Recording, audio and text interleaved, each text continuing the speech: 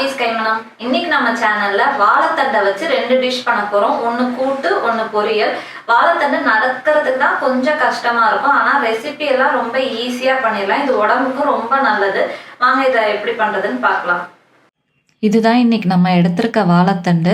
இது கடையில் வாங்கினதில் கட் பண்ணதுனால 2 பக்கமும் கருத்து போயிருக்கு. அதை முதல்ல நம்ம கட் பண்ணி எடுத்துடலாம். எனக்கு அருவாமனையில் நறுக்கிறது தான் கம்ஃபர்டபுளாக இருக்கும். உங்களுக்கு கத்தியில் நறுக்கிறதுனாலும் இதே ப்ரொசீஜர் தான்.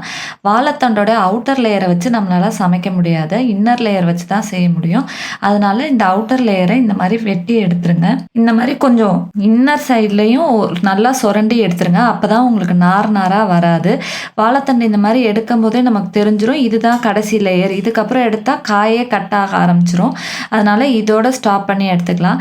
வாழை மரத்துலேருந்து வர எல்லா காயிலையுமே நிறையா ஹெல்த் பெனிஃபிட்ஸ் இருக்குது. அதுலேயும் இந்த வாழைத்தண்டில் இன்னும் அதிகமாகவே ஹெல்த் பெனிஃபிட்ஸ் இருக்குது. ஆனால் இந்த நாரை எடுக்க தெரியாதனாலே நம்ம ரொம்ப இதை சமைக்கிறது இல்லை. அதனால் இந்த நாரை எப்படி எடுக்கிறதுன்னு நான் முதல்ல சொல்லி கொடுத்துட்றேன்.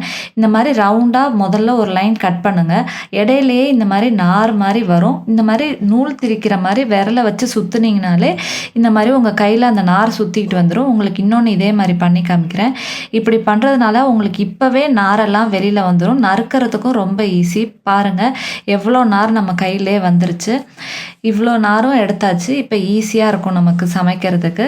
இப்போ நான் வாழைத்தண்டை வந்து கூட்டுக்காக இருந்தாலும் பொரியலுக்காக இருந்தாலும் ஒரே மாதிரி தான் நீட்டாக கட் பண்ணும். கொஞ்சம் நைஸாக நறுக்கிக்கோங்க, அப்போ தான் ஈஸியாக வெந்துடும். நறுக்கின வாழைத்தண்டை வந்து இந்த மாதிரி தண்ணியும் மோரும் கலந்த தண்ணியில் போட்டு வச்சுருங்க. அப்போ நீங்கள் சமைக்கிற வரைக்கும் அது கருக்காமல் இருக்கும். அதுவுமே கொஞ்சம் நேரத்துக்கு தான் இருக்கும். ரொம்ப நேரம் ஆயிடுச்சுன்னா வாழைத்தண்டு கருக்க ஆரம்பிச்சிடும். அதனால் நறுக்கின உடனேயே சமைக்க ஆரம்பிச்சிருங்க. இப்போ வாழைத்தண்டெல்லாம் நமக்கு நறுக்கி ரெடியாக இருக்குது. நம்ம இப்போ கூட்டு பண்ண ஆரம்பிச்சிடலாம். அதுக்கு ஒரு குக்கரை முதல்ல எடுத்துக்கோங்க. எண்ணெய்லாம் எதுவுமே ஊற்ற தேவையில்லை. நம்ம நறுக்கி வச்சுருக்க வாழைத்தண்டை மட்டும் எடுத்து இதோட சேர்த்துக்கோங்க.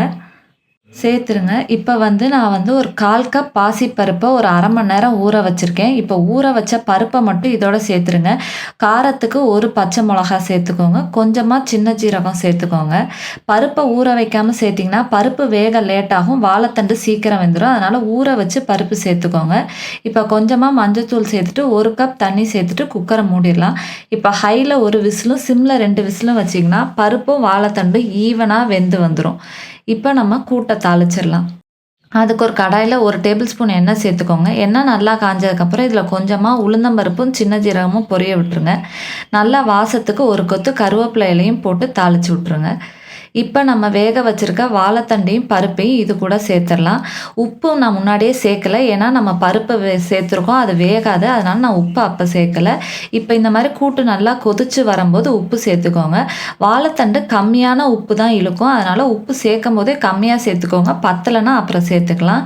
இந்த மாதிரி நல்லா கொதித்து வந்தோடனே இறக்கிடலாம். அவ்வளோதான், கூட்டு ஈஸியாக ரெடி ஆயிரும்.